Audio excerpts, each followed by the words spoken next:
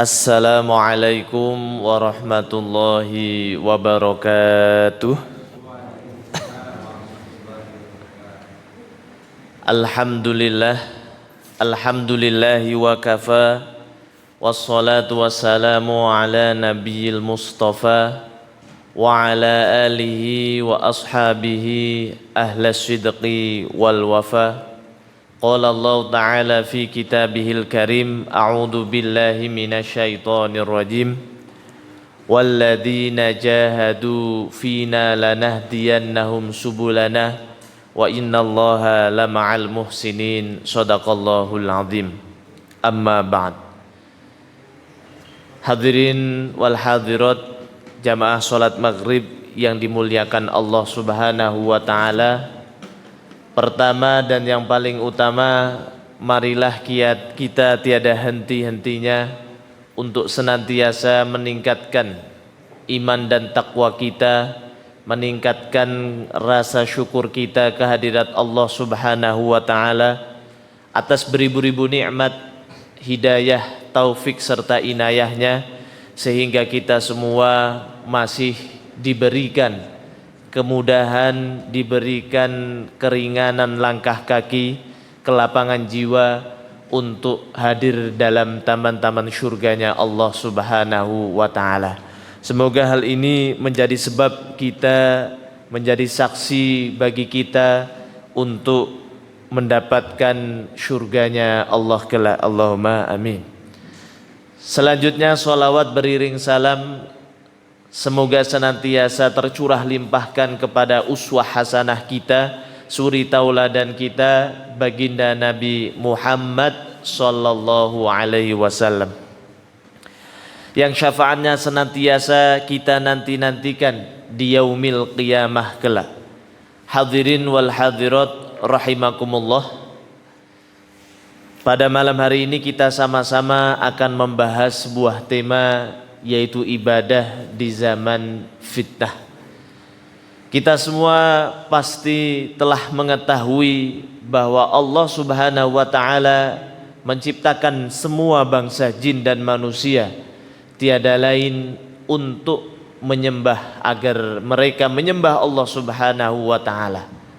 Dalam surah Adz-Dzariyat Allah Subhanahu wa Ta'ala berfirman, a'udzu billahi minasyaitonir rajim, wa ma khalaqtul jinna wal insa illa liya'budun. Dan tidaklah kami ciptakan jin dan manusia melainkan supaya mereka menyembah kepadaku. Maka di zaman yang penuh fitnah ini, ibadah kita tentu tantangan dan rintangannya jauh berbeda dengan generasi-generasi sebelumnya. Maka sebelum kita membahas, mari kita pahami bersama-sama makna ibadah, sehingga kita ini mampu melaksanakan segala ibadah itu penuh dengan kesadaran, penuh dengan keterpanggilan hati, sehingga kita melaksanakannya penuh dengan kebahagiaan. Ibadah ini berasal dari bahasa Arab, di mana menurut bahasa ibadah itu maknanya adalah at-tadzallul wal khudu', yang artinya at-tadzallul adalah merendahkan diri. Merendahkan diri di hadapan Allah Subhanahu wa Ta'ala, bahwa kita ini makhluk yang lemah, bahwa kita ini makhluk yang hina, bahwa kita ini makhluk yang penuh dengan dosa. Dan dengan ibadah inilah sebetulnya untuk menjadikan seorang mukmin itu kuat, menjadikan seorang mukmin itu mulia, menjadikan seorang mukmin itu bersih dari dosa-dosa yang hanya akan menjadikan beban bagi dirinya di dunia, apalagi di akhirat yang selama-lamanya. Maka ketika seseorang itu melaksanakan ibadah, seharusnya dalam dirinya menyadari bahwa di hadapan Allah Subhanahu wa Ta'ala dia merupakan makhluk yang penuh dengan kekurangan, kehinaan dan seterusnya, sehingga akan melaksanakan ibadah dengan sebaik-baiknya. Bukan malah sebaliknya, ketika seseorang beribadah dia malah timbul sikap ujub, takabur, dan riak dan lain sebagainya. Ini artinya dia tidak memahami makna ibadah. Kemudian yang kedua maknanya al-khudu, yakni tunduk dan patuh. Maka seharusnya ketika seseorang melaksanakan sebuah ibadah, baik sholat, baik zakat, baik puasa, baik mengaji, seharusnya jiwa ketundukan akan perintah Allah Subhanahu wa ta'ala itu terpatri dalam langkah-langkah hidupnya. Walaupun setelah sholat itu selesai salam, namun ketundukan ini terus melekat pada hatinya, melekat ketika dia di rumah, ketika di kantor, melekat ketika dimanapun dia berada, dia senantiasa tunduk patuh akan aturan-aturan Allah Subhanahu wa ta'ala. Maka itulah makna ibadah, sehingga setiap langkah kakinya akan bernilai ibadah karena senantiasa dijiwai dengan nilai-nilai kepatuhan dan ketaatan kepada Allah Subhanahu wa ta'ala. Namun di zaman fitnah ini kita bisa melihat, bisa mendengar dengan panca indera kita sendiri, di mana ketika orang itu di masjid khusyuknya minta ampun ketika sholat Allahu Akbar, ya. Namun ketika keluar masjid, ya, mengambil sendal yang baik meninggalkan yang buruk, ya. Namun perbuatannya malah melaksanakan perbuatan yang buruk meninggalkan yang baik. Atau ketika dia di rumah, ketika kesendiriannya, maka inilah yang perlu kita pahami adalah makna ibadah yang sesungguhnya adalah merendahkan diri di hadapan Allah Subhanahu wa ta'ala dan juga tunduk patuh dalam setiap sisi kehidupan kita. Kemudian menurut dari istilah para ulama berbagai macam menjelaskan mengenai pengertian ibadah. Namun di antara mereka ada salah satu pengertian yang disepakati oleh sebagian besar para ulama. Makna ibadah secara istilah syariat Islam adalah ismun jami'un likulli ma yuhibbullahu wa yardahu. Ibadah adalah sebuah nama yang umum, yang global, yang mencakup segala sesuatu yang dicintai dan diridhoi oleh Allah Subhanahu wa ta'ala. Kapan sebuah ibadah dicintai oleh Allah?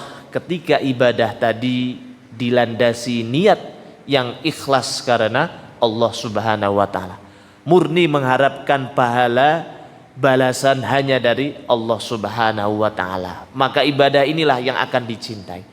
Sehingga makan, sholat, makan, minum, tidur kita pun bisa bernilai ibadah ketika kita landasi niat ikhlas untuk mengharap ridho, mengharap balasan dari Allah Subhanahu wa ta'ala. Apalagi sholat kita, mengaji kita, puasa kita. Kemudian bagaimana ibadah agar diridhoi oleh Allah? Agar sebuah ibadah diridhoi, maka ibadah tadi harus sesuai dengan sunnah Rasulullah Sallallahu Alaihi Wasallam.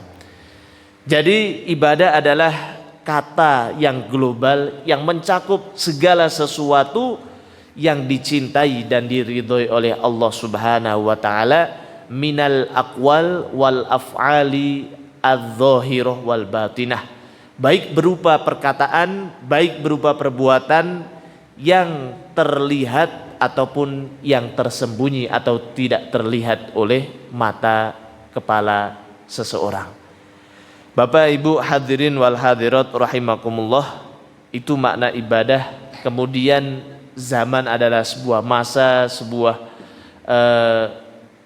tenggang waktu fitnah.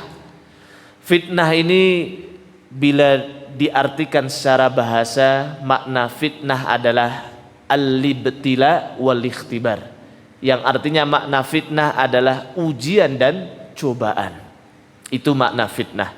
Namun kalau kita membaca Al-Quran, kurang lebih ada sekitar 34 kali Allah Subhanahu wa ta'ala menyebutkan kalimat fitnah ini dalam berbagai perubahan katanya. Maka dalam Al-Quran Allah Subhanahu wa ta'ala menyebutkan kalimat fitnah ini dengan berbagai macam makna sesuai dengan konteksnya. Yang pertama, contohnya sering kita mendengar dalam Al-Quran surah Al-Baqarah ayat 191, Allah Subhanahu wa ta'ala berfirman, A'udzu billahi minasyaitonir rajim, wal fitnatu asyaddu minal qatl. Fitnah itu lebih kejam, lebih besar dosanya daripada pembunuhan. Namun kalau dalam konteks kita ini seringkali fitnah ini konotasinya adalah ketika seseorang menuduh orang lain dengan perbuatan yang buruk atau perbuatan yang tercela. Maka itu konteks dalam pemahaman kita. Namun dalam ayat ini Allah Subhanahu wa ta'ala menegaskan fitnah yang lebih besar daripada pembunuhan itu adalah syirik menurut tafsir Ibnu Katsir. Mengapa syirik dosanya lebih besar daripada pembunuhan? Karena kita tahu Allah Subhanahu wa ta'ala tidak akan mengampuni dosa syirik. Innallaha la yaghfiru ayyushraka bihi wa yaghfiru ma duna dzalika liman yasha. Sesungguhnya Allah Subhanahu wa ta'ala tidak mengampuni dosa orang yang menyekutukan Allah, yang menyembah selain Allah, yang meminta pertolongan kepada selain Allah, dan Allah mengampuni dosa-dosa selain syirik.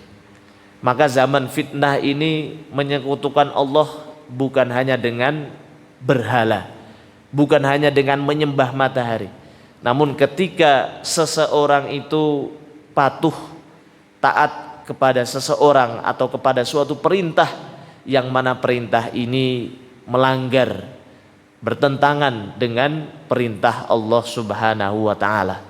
Sehingga tidak heran banyak orang yang menyembah-nyembah jabatan sehingga menghalalkan segala cara, menyembah-nyembah harta, menyembah dan lain sebagainya, sehingga rela melakukan apapun caranya demi mendapatkan hal tersebut walaupun bertentangan dengan perintah Allah atau larangan Allah Subhanahu wa ta'ala. Maka fitnah yang pertama maknanya adalah syirik, di mana syirik ini dosanya itu lebih besar daripada dosa pembunuhan. Bapak Ibu hadirin wal hadirat rahimakumullah. Yang kedua, makna dari fitnah ini adalah perselisihan. Banyaknya perselisihan, banyaknya huru-hara yang menyebabkan seseorang itu sulit membedakan mana yang benar, mana yang salah, kecuali bila dia betul-betul mendapatkan hidayah, petunjuk dan taufik dari Allah Subhanahu wa ta'ala. Dalam Quran surah At-Taubah ayat 47, Allah Subhanahu wa ta'ala berfirman, A'udzu billahi minasyaitonir rajim, law kharaju fikum ma zadakum illa khobalau wala awda'u khilalakum yabghunakumul fitnah. Andaikan kalian keluar bersama mereka, maka tidak akan bertambah di antara kita kecuali adalah perselisihan. Ini adalah firman Allah menceritakan orang-orang mukmin yang berjuang bersama orang-orang yang munafik. Terutama kita lihat bagaimana ketika perang Uhud itu terjadi. Pasukan muslim berangkat dengan 1000 pasukan melawan kurang lebih 3000 pasukan kafir Quraisy. Namun dari 1000 yang sudah kalah jauh dari kafir Quraisy, ada 300 orang yang di tengah perjalanan, yaitu orang-orang munafik, mengendorkan semangat umat Islam, kemudian mereka memilih untuk balik dengan berbagai macam alasan. Maka adanya fitnah ini yang menjadikan orang itu berselisih di antara saudaranya sendiri, di antara kaum muslimin itu sendiri pun sekarang terjadi. Banyak ulama-ulama yang mengeluarkan fatwa yang bahkan itu menyudutkan atau mendiskriminasikan kaum muslimin itu sendiri. Maka hal itu tidak bisa kita pungkiri karena kita memang hidup di zaman fitnah, di mana perselisihan itu sudah menjadi salah satu sunnatullah bagi umat akhir zaman. Kemudian yang lain, makna fitnah dalam Al-Quran adalah pembunuhan. Maka di zaman fitnah ini zaman di mana di dalamnya banyak sekali pembunuhan, dan salah satu tanda-tanda kiamat itu akan datang adalah ketika nyawa seseorang itu sudah menjadi murah, atau mudahnya seseorang itu membunuh orang lain hanya karena hal yang sepele, warisan, hanya karena hal sepele, mungkin disakiti, dicemooh, namun lain sebagainya. Bahkan kita lihat orang yang sudah bekerja sama bertahun-tahun pun dengan penuh keharmonisan, kekompakan, namun karena hal yang sepele di zaman yang penuh fitnah ini tidak segan-segan kawannya tadi membunuh kawannya sendiri yang sudah bertahun-tahun mereka berjuang bersama. Maka ini pula yang disebutkan dalam Al-Quran surah An-Nisa ayat 150 101. A'udzu billahi minasyaitonir rajim. Wa idza darabtum fil ardi falaisa 'alaikum junahun an taqsuru minas shalah in khiftum ayyaftinakumul ladzina kafaru. Yang artinya, dan bila kalian keluar melakukan safar di salah satu muka bumi ini, falaisa 'alaikum junahun, tidak ada salahnya atau tidak ada dosanya bagi kalian ketika sedang bersafar untuk mengqosor sholat kita. Yang zuhur aslinya 4 menjadi 2, asar pun demikian, isya pun demikian ya. Kalau subuh tidak boleh dikosor, nanti jadinya sholat 1 rakaat ya, karena sudah 2 itu. Maka boleh bagi kita untuk mengkosor. Salah satu alasan bolehnya dikosor sholat kita dalam firman ini, in khiftum ayyaftinakumul ladzina kafaru, bila kita takut bila orang kafir ya tiba-tiba membunuh atau menyerang kita.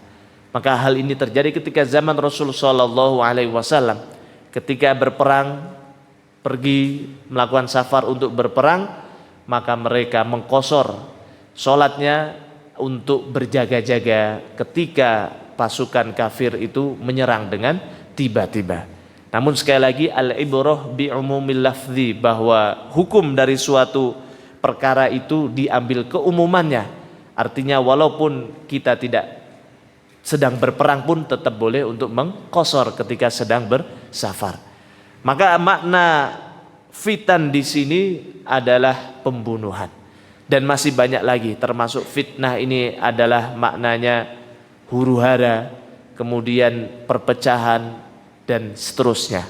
Namun yang kita ingin bahas, bagaimana kita bisa terus istiqomah, terus menggapai derajat ya abid yang sebagaimana Allah Subhanahu wa taala inginkan.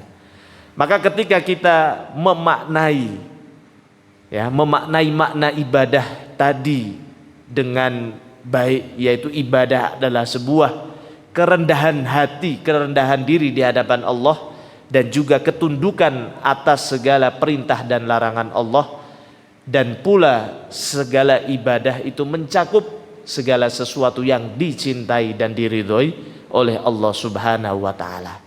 Namun tentu tidak mudah, karena Rasul pun telah mengabarkan 15 abad yang lalu dalam hadis yang sahih, dalam hadis yang diriwayatkan oleh Imam Muslim, di mana an Mu'qil bin Yasar radhiyallahu anhu qala, dari Ma'qil ya bin Yasar radhiyallahu anhu berkata, qala Rasulullah sallallahu alaihi wasallam, Rasulullah sallallahu alaihi wasallam bersabda, al ibadah fil harji kahijratin ilayya, yang artinya barang siapa yang beribadah pada masa-masa yang penuh kacau balau atau penuh dengan fitnah, maka pahalanya itu seperti orang yang berhijrah kepadaku. Maka begitu besarnya ibadah ketika di zaman fitnah mendapatkan pahala yang besar, tentu tidak lain karena tantangan dan rintangannya itu juga besar. Maka agar kita bisa maksimal, kita bisa mengambil ibroh ketika makna ibadah adalah segala sesuatu yang dicintai dan diridhai Allah, maka ibadah yang pertama dinamakan ibadah qalbiyah atau ibadah yang berkaitan dengan hati seseorang, sehingga kita bisa beribadah dimanapun. Bahkan ketika sholat pun kita masih bisa mendapatkan nilai ibadah ketika kita memaknai makna ibadah qalbiyah ini. Bahkan para ulama sepakat ibadah qalbiyah ini pahalanya tidak kalah besar dengan sholat, dengan haji, dengan puasa. Mengapa demikian? Karena para ulama mengkiaskan sebuah dosa hati, penyakit hati itu dosanya bisa lebih besar daripada dosa tangan atau fisik kita. Dalam surah Al-Baqarah tadi ayat 191, bahwa syirik itu dosanya lebih besar daripada pembunuhan. Namanya pembunuhan pasti dengan fisik, namun ketika penyakit hati yaitu syirik, maka dosanya lebih besar. Termasuk munafik, innal munafiqina fid darkil asfali minan nar. Sesungguhnya orang-orang munafik itu berada pada neraka yang paling dasar. Maka nifak ini bukan dosa lisan kita, bukan dosa tangan atau kaki kita, namun nifak itu merupakan dosa hati seseorang, sehingga menyebabkan orang tadi masuk ke dalam neraka yang paling dasar. Maka sebaliknya, ketika ibadah qalbiyah seseorang ini baik, maksimal, maka pahalanya pun mendapatkan pahala yang besar. Lalu apa saja yang termasuk dalam ibadah hati? Maka ibadah hati ini banyak sekali. Iman, kemudian ihsan, merasa senantiasa diawasi oleh Allah, kemudian tawakal, menyerahkan segala urusan kepada Allah, itu juga termasuk ibadah hati. Termasuk rasa cinta. Kita tidak mencintai seseorang kecuali karena Allah Subhanahu wa ta'ala. Kita tidak pernah membenci seseorang kecuali karena Allah Subhanahu wa ta'ala. Sehingga yang kita cintai adalah perbuatan baik-baiknya. Dan yang kita benci bukan orangnya, namun adalah perbuatan buruk-buruknya. Maka ibadah hati, tawakal juga termasuk. Bahkan tawakal ini diperlukan ketika seseorang telah melaksanakan ibadah, ketika seseorang telah bekerja, berusaha, ketika seseorang telah melakukan sebuah dosa, itu juga dibutuhkan ibadah tawakal di dalam hatinya. Kemudian selain itu, rasa harap dan juga rasa takut kepada Allah Subhanahu wa ta'ala itu termasuk dari ibadah hati. Maka ketika kita akan melakukan sebuah ibadah, kita berharap balasan hanya dari Allah, itu pula mendapatkan pahala ibadah hati. Atau sebaliknya, ketika kita akan melakukan sebuah dosa terbesit dalam hati kita, kita kemudian mengurungkan atau tidak jadi melakukan sebuah dosa tadi karena takut akan azab Allah, takut bila murka Allah, maka ini juga termasuk dari ibadah hati. Bapak Ibu hadirin wal hadirat rahimakumullah. Selain itu, rasa sabar, rasa syukur itu juga termasuk dalam ibadah hati. Sehingga ketika kita hidup di zaman yang penuh fitnah ini, penuh dengan perselisihan, penuh dengan akan hitam di atas putih ya, atau antara hitam dan putih tidak jelas mana yang benar mana yang salah, maka kita harus bersabar di dalamnya. Dan kita tidak boleh menyalahkan zaman, karena Rasul sallallahu alaihi wasallam bersabda, la tasubbu ad-dahra fa inna ad-dahra huwallah. Yang artinya kita tidak boleh mencela waktu, mencela zaman. Wah, ini zamannya zaman fitnah, ya gimana lagi? Maka kita tidak boleh. Karena apa? Rasul mengatakan bahwa Allah lah yang mengatur atau yang membolak-balikkan waktu itu. Sehingga kalau kita menyalahkan waktu, sama saja kita menyalahkan zat yang mengatur, yang membolak-balikkan waktu, yaitu Allah Subhanahu wa taala. Maka Imam Syafi'i rahimahullah taala mengatakan, na'ibu zamanana wal aibu fina. Kita sering mencela zaman atau waktu, akan tetapi sesungguhnya aib itu ada pada diri kita sendiri. Wa ma li zamanina aibun siwana. Dan sesungguhnya di dalam waktu itu tidak ada tidak ada aib atau kekurangan, melainkan aib atau kekurangan, kesalahan itu ada pada diri kita sendiri. Maka sama ketika kita sedang hidup di zaman yang penuh fitnah ini, yang kita salahkan bukan zamannya, namun yang kita salahkan adalah perbuatan-perbuatan buruk yang ada di dalamnya. Sehingga kita semakin sadar, semakin waspada dan menjauhi perbuatan-perbuatan buruk, terutama perbuatan di zaman fitnah ini. Bahkan sekarang hampir sebagian besar negara mengkampanyekan one love ya, atau LGBT ya. Padahal itu sudah jelas-jelas merupakan penyimpangan seksual yang jelas. Namun mengapa itu menjadi hal yang dikampanyekan atau disetujui oleh sebagian besar negara-negara di Eropa. Termasuk kita melihat sekarang ya, kalau dulu orang itu ketika mau keluar rumah kelihatan auratnya malu, kalau sekarang malah diperlihatkan auratnya. Bahkan adanya media sosial ya, dulu orang itu ketika kena fitnah, yaitu kena ujian dari aurat orang lain itu ketika keluar rumah, sekarang kita di rumah pun tidak bisa terlepas dari fitnah-fitnah tadi. Dengan HP kita setiap buka ini nanti ada iklan-iklan yang menggoda keimanan kita. Maka inilah sudah semestinya kita fahami bahwa kesabaran, yaitu salah satu ibadah hati, perlu bagi kita untuk dikuatkan ketika kita di zaman fitnah ini. Maka sabar itu pun termasuk daripada ibadah. Sehingga ketika kita mengasuh anak kita, kita memberi nafkah kepada keluarga kita, kita berbuat baik kepada tetangga kita, kemudian kita bersabar ketika balasannya tidak sesuai dengan yang kita inginkan, atau kita sudah bersedekah namun ternyata rizki kita belum seperti apa yang kita inginkan. Ketika dengan sabar inilah kita tidak akan pernah merasa kecewa, apalagi merasa sia-sia akan usaha kita. Bapak Ibu hadirin wal hadirat rahimakumullah.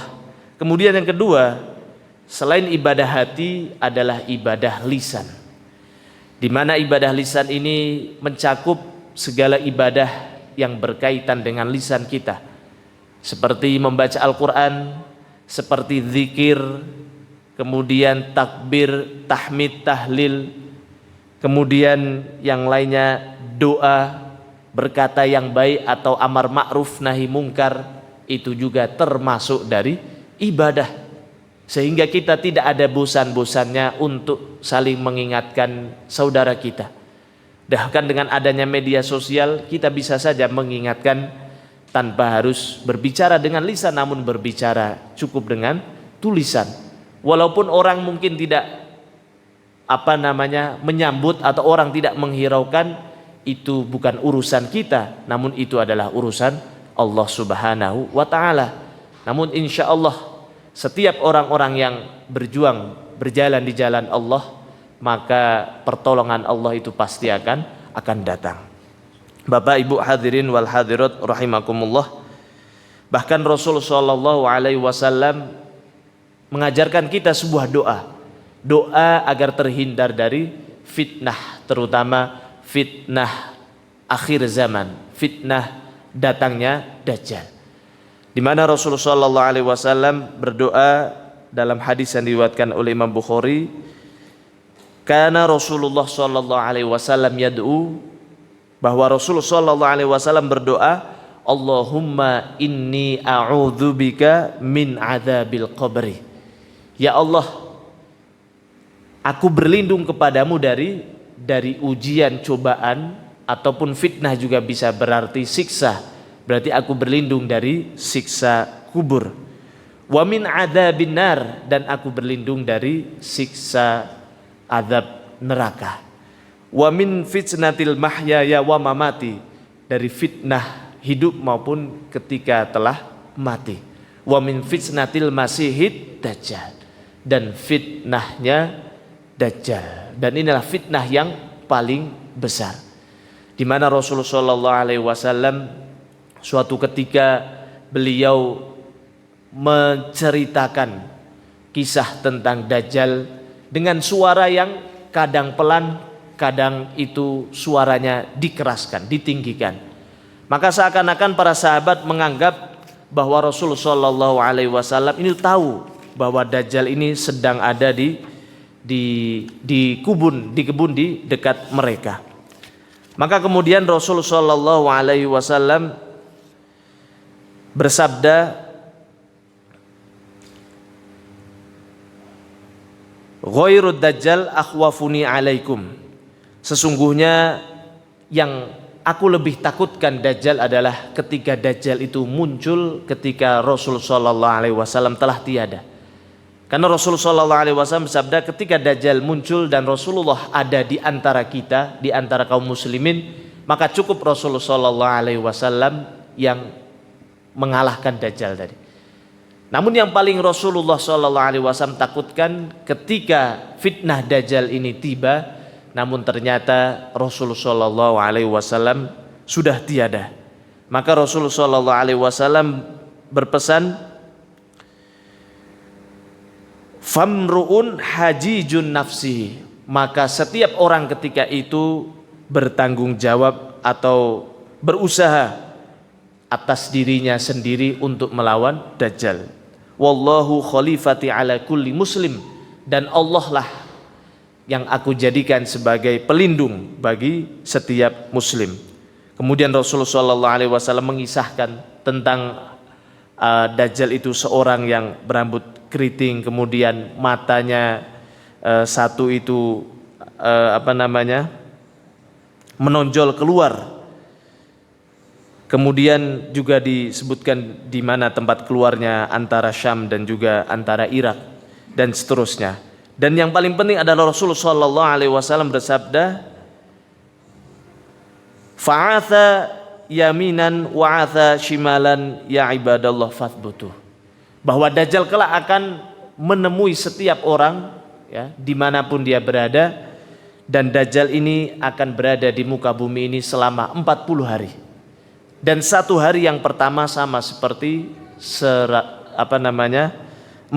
tahun, dan satu hari yang kedua itu seperti sebulan, dan satu hari yang ketiga itu seperti satu minggu, dan satu hari-hari yang setelahnya itu seperti hari yang biasa.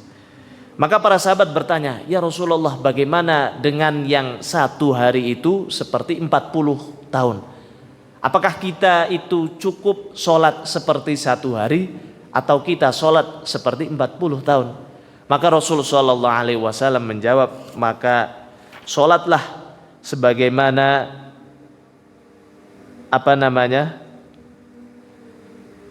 tidak, ya, maksudnya sholatnya tetap seperti bertahun-tahun dengan waktu yang kita perkirakan sendiri. Sebagaimana waktunya kalau misalnya jam 4 subuh berarti subuh, maka kita sholat subuh dan seterusnya. Dan kemudian Rasulullah sallallahu alaihi wasallam berwasiat kepada kita, dan barang siapa yang menjumpai Dajjal ketika itu, maka bacalah Fawatihus Suratil Kahfi, yaitu permulaan surah Al-Kahfi. Bapak Ibu hadirin wal hadirat rahimakumullah, maka yang kedua, ibadah di zaman fitnah ini adalah ibadah lisan, juga harus kita maksimalkan. Ketika ingin mengucapkan, melihat sesuatu yang indah, kita ucapkan subhanallah. Ketika menaiki sesuatu yang terjal, kita ucapkan Allah Akbar. Mendapatkan suatu nikmat, alhamdulillah, dan seterusnya. Kemudian yang terakhir, ibadah yang perlu kita maksimalkan adalah ibadah badaniyah, yaitu ibadah yang berkaitan dengan badan kita. Termasuk ketika kita sholat, kita puasa, kita haji, bahkan ketika kita hadir dalam sebuah kebaikan, sebuah perjuangan, itu juga termasuk dari ibadah. Rasul sallallahu alaihi wasallam bersabda, "Badiru bil a'mal."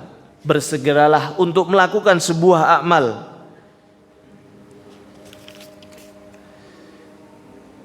Fitanan kaqita'il lailil mudlim, sebelum datangnya sebuah fitnah. Maka sekarang kita ini sudah bukan sebelum datangnya fitnah, kita sudah berada di tengah-tengah fitnah, di mana ketika fitnah datang, kebaikan dan keburukan itu bagaikan sesuatu yang berada di tengah malam yang gelap, sehingga setiap manusia di dalamnya susah untuk mengetahuinya. Kemudian Rasulullah SAW bersabda, yusbihur rajulu mu'minan wa yumsi kafiran. Dan ketika di zaman fitnah ini banyak orang yang ketika pagi hari masih beragama Islam, namun ketika di sore harinya sudah menjadi kafir. Au yusbihu au yumsi mu'minan wa yusbihu kafiran. Atau ketika pagi hari dia masih beriman, namun ketika atau ketika pagi harinya dia sore harinya beriman, ketika pagi harinya sudah menjadi orang yang kafir. Saking begitu besarnya fitnah di dalamnya, sehingga banyak orang yang keluar dari agama Islam ini karena berbagai macam alasan. Kemudian yabi'u dinahu bi'aradin minad dunya, dan ketika zaman itu banyak orang yang menjual agamanya, banyak yang mengeluarkan fatwa-fatwanya yang tidak baik hanya untuk mendapatkan keuntungan dunia yang bisa dikatakan sangat-sangat remeh. Hadis riwayat oleh Imam Muslim. Hadirin wal hadirat rahimakumullah, maka bagaimana agar ketiga ibadah ini bisa maksimal? Maka dalam Al-Quran Allah Subhanahu wa ta'ala menegaskan bahwa setiap ibadah itu harus ada pilar-pilarnya, baik ibadah lisan, ibadah qalbiyah maupun ibadah jasadiyah ini. Apa pilar tersebut? Pilar tersebut adalah yang pertama ar-roja, yaitu rasa harap balasan pahala hanya dari Allah Subhanahu wa ta'ala. Namun hanya mengharap balasan, hanya mengharap surga itu belum cukup. Perlu dikuatkan lagi dengan pilar yang kedua, yaitu al-khauf, yaitu rasa takut. Rasa takut bila amal ibadah kita tidak diterima. Rasa takut bila dosa kita tidak diampuni oleh Allah Subhanahu wa ta'ala. Rasa takut bila ada dosa yang kecil, bila mau kita lakukan, takut itu yang menjadikan murka Allah Subhanahu wa ta'ala kepada kita. Sehingga dengan al-khauf ini kita akan semakin kuat, semakin istiqomah dalam menjauhi larangan Allah Subhanahu wa ta'ala. Namun hal ini juga belum cukup, harus dikuatkan dengan pilar yang ketiga, yaitu pilar al-hubbu, yaitu cinta kepada Allah Subhanahu wa ta'ala. Sehingga setiap kita yang lakukan segala ibadah qalbiyah, lisan maupun jawarih, itu kita lakukan betul-betul hanya karena cinta kita kepada Allah dan hanya karena mengharapkan cinta dari Allah Subhanahu wa ta'ala. Sehingga ada 1-2 orang yang tidak menyukai perbuatan baik kita, itu merupakan salah satu sunnatullah di dunia ini. Bagaimana kita melihat Rasul sallallahu alaihi wasallam sesempurna itu saja akhlaknya, sebaik selembut itu hatinya, namun masih banyak orang yang menentang atau tidak menyukainya. Apalagi kita manusia biasa, bukan seorang nabi ataupun wali. Kita mungkin hanya wali murid saja, maka itu sudah hal yang wajar untuk ada orang yang tidak senang. Yang penting selama itu baik, selama itu masih sesuai dengan tuntunan Rasulullah Shallallahu Alaihi Wasallam, dan kita hanya berharap kepada Allah Subhanahu Wa Taala. Baik, mungkin itu saja yang bisa saya sampaikan, bahwa ibadah itu bukan hanya sholat, bukan hanya haji, bukan hanya puasa, namun ibadah itu mencakup segala sesuatu yang berkaitan dengan hati, dengan lisan, dengan perbuatan kita, bila didasari atau dikuatkan dengan pilar rasa harap, rasa takut, dan rasa cinta kepada Allah Subhanahu wa Ta'ala, sehingga kita bisa istiqomah walaupun di zaman yang penuh fitnah ini, dan semoga menjadikan kita orang-orang yang mendapatkan husnul khatimah. Allahumma amin. Baik, itu saja yang bisa saya sampaikan, kurang lebihnya mohon maaf. Semoga yang sedikit ini bisa mendatangkan manfaat dan menjadi bekal kita di kehidupan akhirat kelak. Allahumma amin. Nasrum minallahi wa fathun qarib wa basyiril mu'minin. Wabillahi taufiq wal hidayah. Assalamu alaikum warahmatullahi wabarakatuh. Kita tutup dengan doa kifaratul majlis. Subhanakallahumma wa bihamdika asyhadu an la ilaha illa anta astaghfiruka wa atubu ilaih.